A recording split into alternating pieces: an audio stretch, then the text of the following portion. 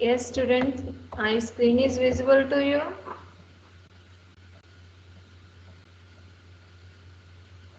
Yes, Yes, my ma'am. screen is visible Yes, or ma'am. not? Yes, Okay. ma'am. Okay. So today we are going to start with the lab program. According to your lab syllabus, the first program is to the example of command line argument. So we have already discussed this program in our theory lecture. We have used CSC, that is C sharp compiler, command line compiler to execute some code. Okay, so today we are going to discuss the program regarding the argument command line arguments. Okay, so first thing, the namespace, the name you will give to your file, that will be the name of the namespace.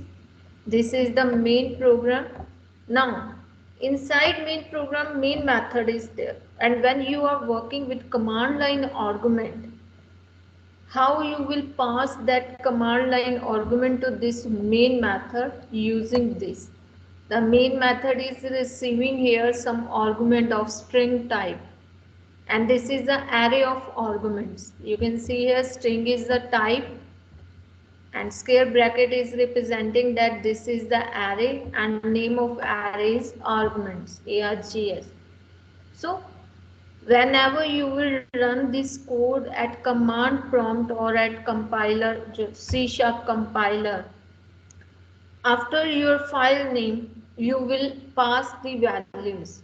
Otherwise what we do, we execute program here using debug option. But if I want to run this code at command prompt, then what I can do is I will write my file name and I will give the arguments there, and that argument will be stored in this array, string type array. So that means when I'm executing my program, I'm passing some values to this main method, and main method will receive these values inside this argument array. And later on, whatever I want to perform on this array, using the array, I can do that. Okay, so I will explain this program to you. So first I have taken one name variable of string type, because I want to receive some values of string type, so I have taken one name variable. Okay, when I will run this code, there is a situation or there is an option that I can pass argument to this program or I cannot pass. It's up to me. If I will not pass, nothing will be displayed, or if I will pass, some action will be taken. So first thing is I will check whether some argument have been passed to main method or not at compile time. If argument will be passed, that means the length of this array will not be 0. But if argument will not be passed, that means length is 0. So first what we are checking is if argument arg is the name of array dot length equals 0. Okay, then one message should display that system is our base class library dot console class dot write line method, that no argument specified. That means no argument specified. After that, you can ask the user to enter some name. Okay, so system dot console dot read line. Okay, that means user will enter some name to it. That name will be stored inside name. This first line is regarding this argument array. This first line is regarding this argument array, means someone has not passed any argument at starting, then message will be displayed that no argument has been specified. After that, for this name variable, a message will be displayed, or like I have not given a message here, so it will ask you to enter some name, and that name will be given here, and that name using write line method, the name will get printed and we will return back. But if the argument stored length is not equal to 0, means user have entered some values with our program name when it is in execution mode at command prompt, Then I want to access that value from this array. I want to access some value then. So how I can access? I will run a loop, and through loop I will pick all the values that user have entered or user have given at command prompt while executing this program. So in else part, if the length is not equal to 0, in else part what I will do, I will run a for each loop, because when we are working with array, the recommendation is to use for each loop. So this is my array name, actual name, that is args. Now from this array at one time I will pick one value, I will work with that, then next I will pick second value. So I have created one variable str of string type, and that will get values from this array. So string str in ARGS is our array, argument array. And whatever the string I will get, I will print that string, console.writeLine.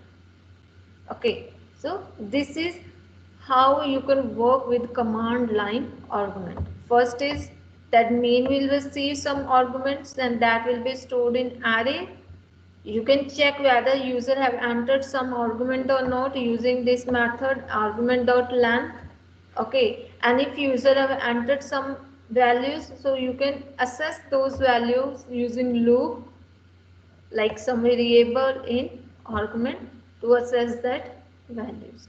Now we will run this code at command prompt. First I will open the command prompt.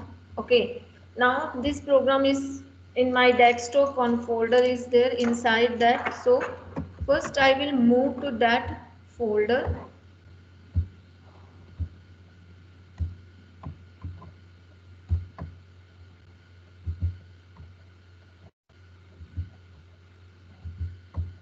So my program here is program.cs. It is under one folder on the desktop, C# command line inside that. So what I will do is I will take that folder.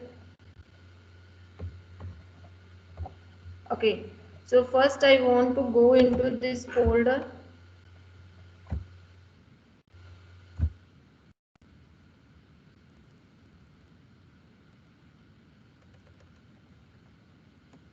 Is CD is to change, move to particular directory or change directory, and which directory I want to go I have given here. Now you can see the directories have been changed.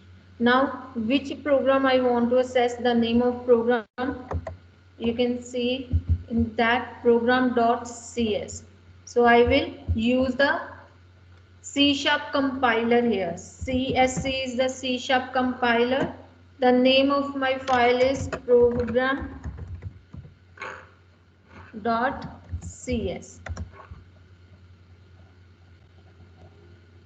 This all thing came, that means your program have been compiled.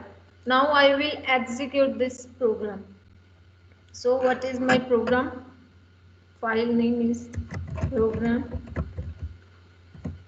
Okay, and when I will press enter, see, when I have not given any program, when I have not given any argument, I have executed this code, but I have not given any argument with this file. Okay, first thing what I have done, I have compiled this program. After then I am running this code. To run the code, you just need to write your file name. I have given the file name, I pressed enter, and it is saying that no argument specified. Okay, and if you go back to the program, in that after no argument specified, it will ask some name. I will give that name, and you can see here name equal to the name what I have entered.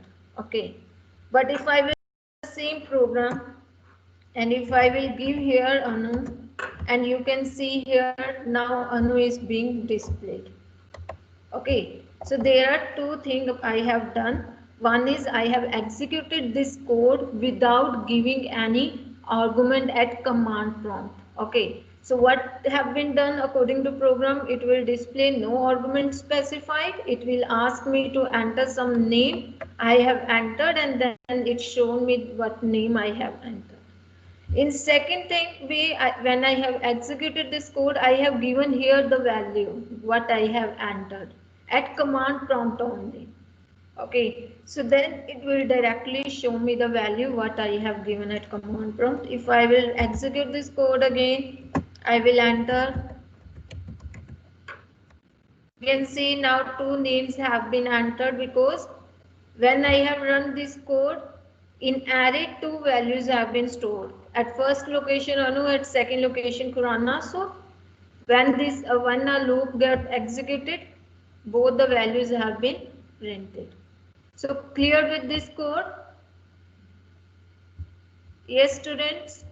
Clear with the command line argument? Yes, ma'am. So you also need to try this code the same way I have done. You can give 4, 5, 6 value at the command prompt and it will be displayed to you. So this is your first program from the lab programs. Now the second program is the boxing and unboxing. We have done the boxing and unboxing in theoretical concept in first module, and boxing is what? We are assigning some basic data type or the smaller data type to the higher data type, and here the higher data type is object type. That is, we are defining giving a value of integer float to a object type data. So that is boxing. And unboxing is when we are giving a object type data to a lower data type or the basic data type variable. So unboxing is opposite of boxing. But unboxing can be done for only those objects whose boxing concept have been done. Means if I have given an integer value to object type, then that object can be unboxed. Otherwise, it will not work. Okay. So we will start with the program of boxing and unboxing. So namespace as the name of your file, the main program. Inside main program, main function, and in that one variable have been taken that is of integer type, and one value has been given that is 10. One variable of object type has been taken. Now integer is having less value than the object because object is the higher data type and integer is a lower data type. But in this statement, I am assigning x as an integer data type to object type variable, and this is the boxing. That means b will get the value 10. After that, one message will get printed that the boxing or whatever message you want to print, that the boxing have been done, object have been given a value of integer type, some message that you want to display. After then I have changed the value of x to 20. Okay, x is 20 now, and after that I am printing the b and x both. You will be clear what changes have been occurred. Now b is the object type variable, but I have taken one integer variable and I am converting b to integer type. B, if you notice, B is the object type variable, but using the cast operator, I am converting B as object type to integer type variable, and then I am assigning it to some integer variable y. This is called as unboxing, and here as I am unboxing B only because B have already been boxed. So only the object that have been boxed can be unboxed. So after that I am printing the value of y here. Okay. One thing that the variables that you have created with using normal values or normal data type, that will be stored on stack. But the object type, the class type data will be stored on heap. Okay. So if I will run this code, now we are not working with command line, so I'm directly executing this code. You can see here, we will see, first I have given x equal to 10, and when I have assigned x to b, but b will become 10, so object value of b is 10. It is okay. After that I have changed the x value to 20. Now I'm printing both the values and x will become 20 because I have updated the value. But the object b will remain 10 because as I told they are stored on heap and variables, simple value variable are stored on stack. After unboxing, y will also get 10, so here the 10 value get printed. So this is the concept of boxing and unboxing. Clear with this code? Yes, students? Yes, students, clear with this boxing and Yes, ma'am. unboxing? Okay.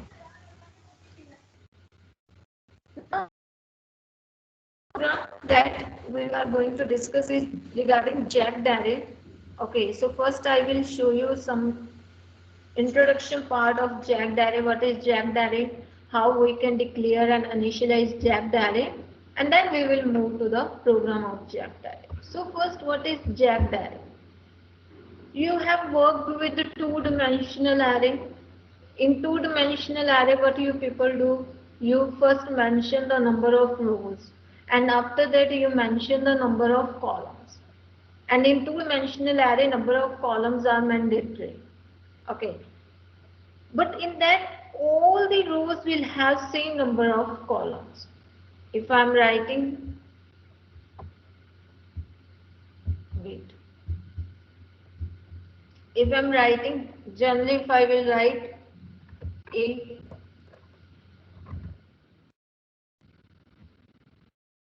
this means that there will be 10 rows and 20 columns. Means all the rows will have same number of columns. That means if 10 rows means all the 10 rows will have 20 cells. That is the multi-dimensional or two-dimensional array. But the jagged array will have different number of columns. You will specify the number of rows when you are creating the jagged array. But how many columns will be there in each row, that can be different.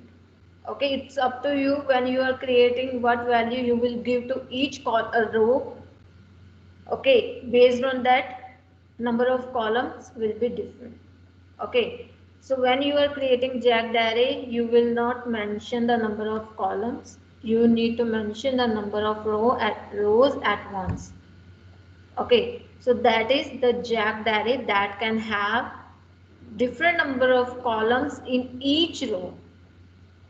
If you will give the columns, then it will become as a two-dimensional array, then it will not considered as a jagged array. So that is why when you are creating a jagged array, no need to give the number of columns. Okay, so we are going to start. As I told, jagged array is a kind of two-dimensional array. Only thing is we will not give the columns. So that is why it is also considered as an array of arrays, but the thing is it can be of different size.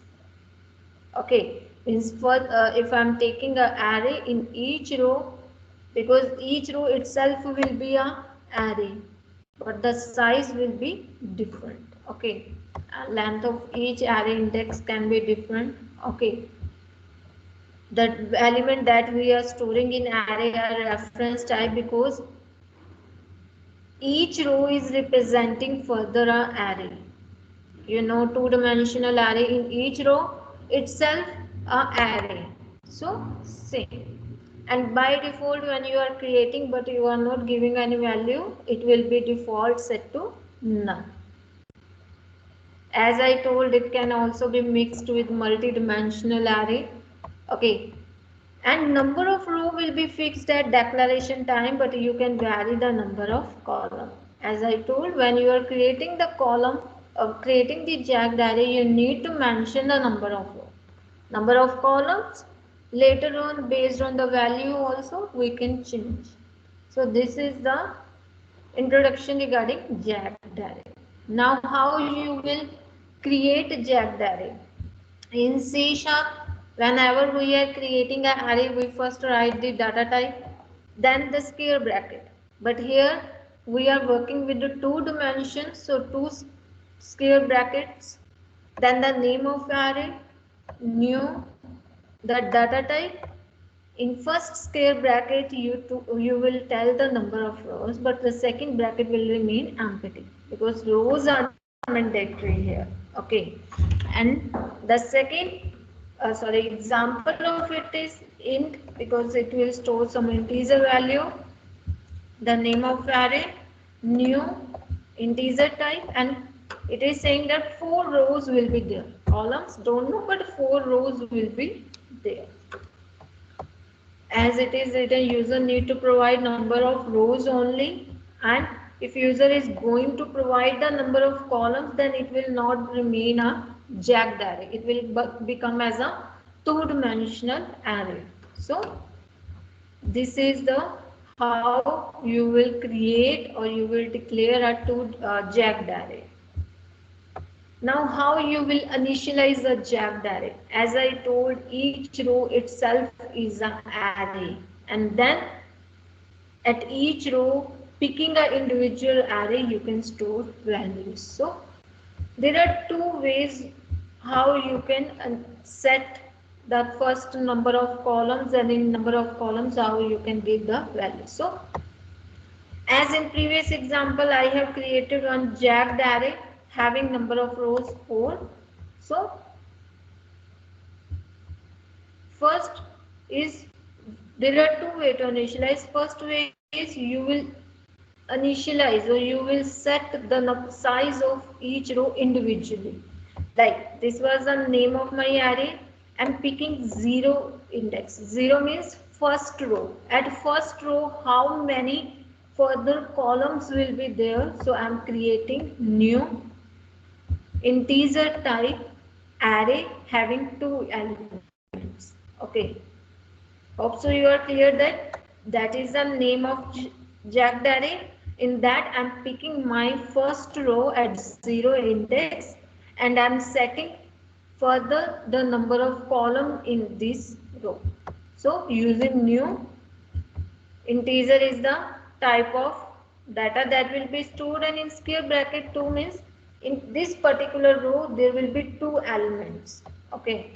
Then I'm picking the second row using the index 1, and I'm giving value new into 4. That means in second row numbers of element will be 4. Now, sorry.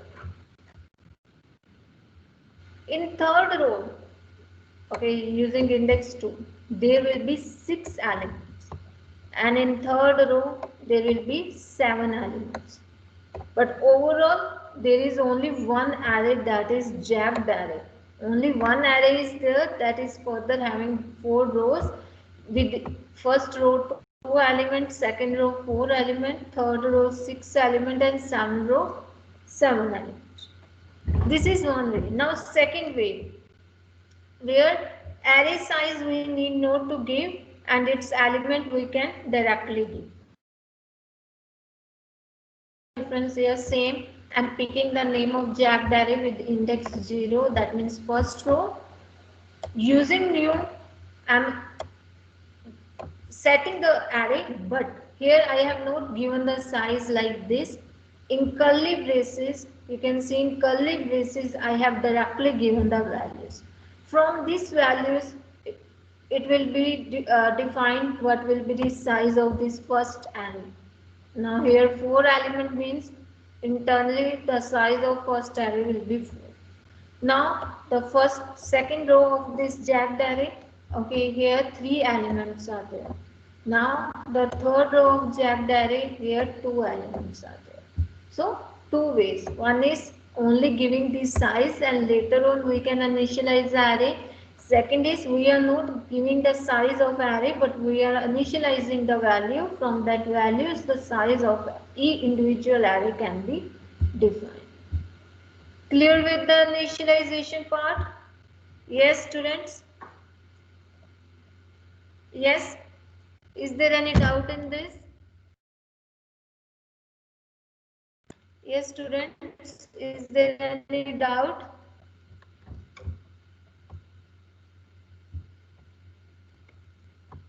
Any doubt, students? No, ma'am. No, ma'am. Okay. Okay, thank you. So now we can do initialization and declaration at one place. Okay. So one thing we have already discussed, that is this, like I'm creating Jack array, but if you can see here, I'm not writing this new keyword. I'm not writing here new way.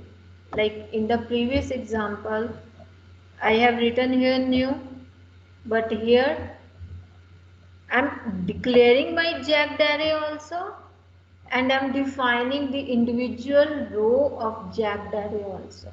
Okay, so int is the data type in both the square bracket to represent rows and columns. The name of jacked array equal to curly braces will start and end, and inside that you will define your individual array, that is new int, the values of first array, second array, third array and fourth array.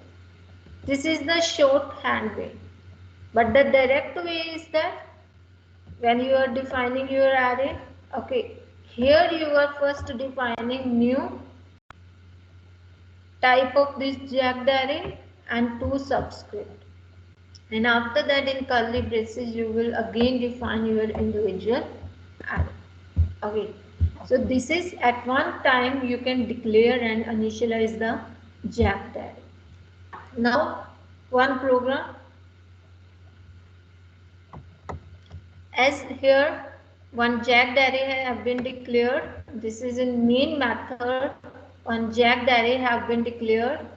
Int two square bracket to represent rows and column. Name of array equal to new. The type of element this jacked array will have. The number of rows and number of column we will skip. Okay. Now individually each array will get values. So jacked array at 0 location equal to new int 4 values. Jacked array at 1 location 3 values. Jacked array at 2 location and 3 location. Okay. Now how I will use the loop to work with this kind of array, because somehow it is a two-dimensional array, so we need, it is confirmed that we need nested for loop.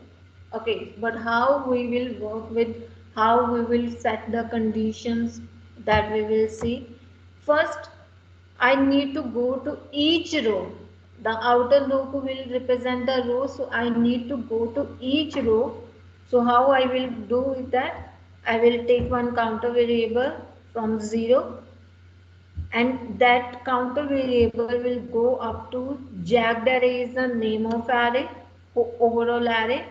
Dot length property I will use to find the length of this overall array. That means the number of rows this array will have. Okay, and n plus plus. Now this is to go to individual row. After going to each row, what we will do is, first this is up to you if you want to print. Okay, system.console.write. Here I am printing first each row number. So row will be display as it is, round bracket will be display as it is. Inside round bracket what I want to display, individual row number. So n is representing individual row number, so in curly braces 0 will represent n. So first row number will get printed. Now inside each row some columns are there, like first row is having 4 values, second row is having 3 values. So I want to work with that. But problem here is each row size is not same. So first what I need to do is I need to calculate the size of each row every time. In each loop, each iteration, I need to find the size of each row. So what I will do is I will start k equal to 0. What will be the size of column now? That is k less than equal to, that is the name of array, the overall jagged array. In square bracket, n is representing the row, that is current row is 0, jagged array at 0, dot length. So that means first row length will be calculated and k will start from 0 and k will go up to that. Again n will become 1, so we will come inside the nested loop. We will start from 0 and we will go up to the second row, that is jagged array at one location dot length. Okay. Now when I am assessing each row, what inside that I want to print the elements. So console dot system dot console dot write. As I told, I am printing every time one value, so 0 is representing. Jagged array is the name of array, n is representing the number of rows and k is representing the current column. So in that way you can assess the values from the jagged array. So clear with the jagged array concept? Yes students? Yes student, is there any doubt in this? No, ma'am. Okay, so now I am going to show you one more program regarding jagged array. So here one, first the namespace is the same name as I have given the file name. Main class having main method, and inside main method what I am doing is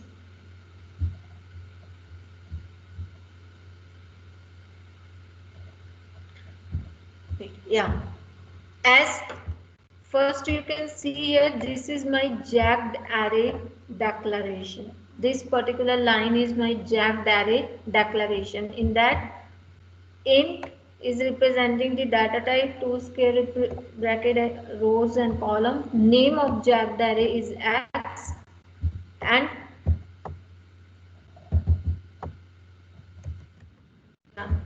and the new int 3. 3 is representing that this array is having 3 rows. Okay.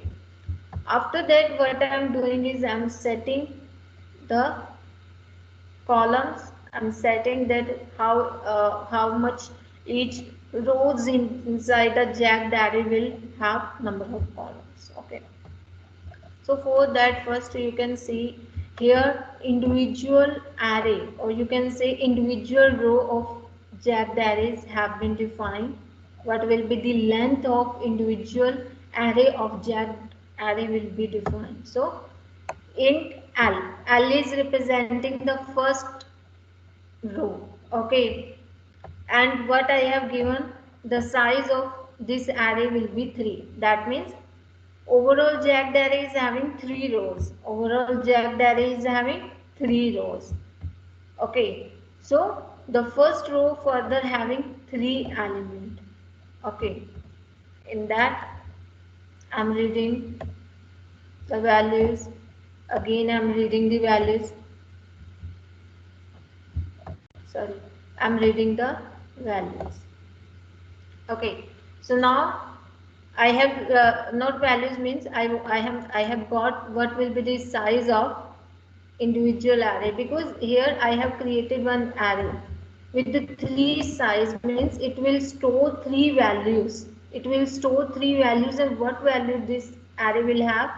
The first value will represent the size of first row, second element of this array will represent the length of second row, and third will represent the length of third row. So what I have done, one jagged array have been created with the 3 rows, one array have been created which will store 3 values, and these 3 values will represent the size of 3 rows. What will be the length of 3 rows? Now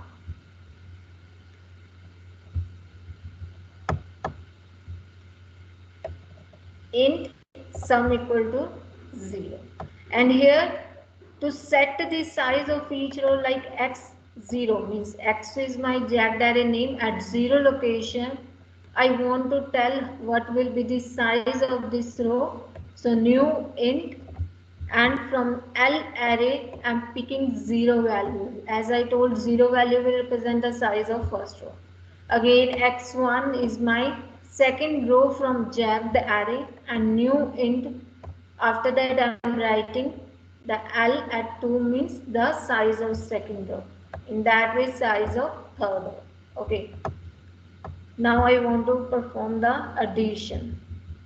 Addition here means I want to add all the element of array and what will be the total sum I want to print. So I need to run the nested loop. I will start from 0, I will go up to 3 because 3 rows are there. So I will run this loop 3 times. Inside the loop, because 3 rows are there, but inside each row, what is the size of each row we don't know. But where it is stored in this particular array. It is stored in L array, the size of each row. So we will use this array here. Okay, I will start J0 means I'm in first row. I equal to 0. Now in first row I want to access all the elements. So I will start from 0. I will go up to AI. I is my first row. What is the size of first row? I will go up to that and J++. Okay. After that, I am reading the value of that particular column, particular cell, and I am adding that to sum variable. Sum equal to sum plus that particular cell. Again, I value is 0, J value I will increment, and if it is less than the length of that row, I will take one more value from user and I will add that to the previous sum value. Again, j value will get incremented, and if j is still less than the length of the current row, then third value will be asked and it will be added to the previous sum calculated. If we will come out from the nested loop, then I value will be again incremented to second row. Again we will enter. Now we are in second row. For second row, each value will be asked and it will be added to sum variable. In third row, each value will be asked and added to sum. So in that way, the addition will be done. Now I'm printing the values of array also, and I'm printing the sum of the total elements. So again I will run a loop from 0 to 3 in nested loop from 0 to the length of each row, and I'm printing x is my jagged array name, I is representing rows, j is representing columns. Okay. To divide each row, because after each row I want that the next row should come in next line, so escape sequence vector, and after the whole array the sum should get printed. Okay, so now I will build this, run this code. Enter the length of first row. If I will say first row will have 2 elements, enter the length of second row will have 3 elements, enter the 4. Now it is asking me to enter the element in array. If I will say 1,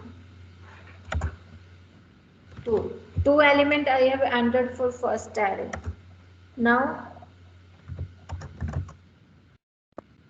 3 further enter elements I have entered for second row.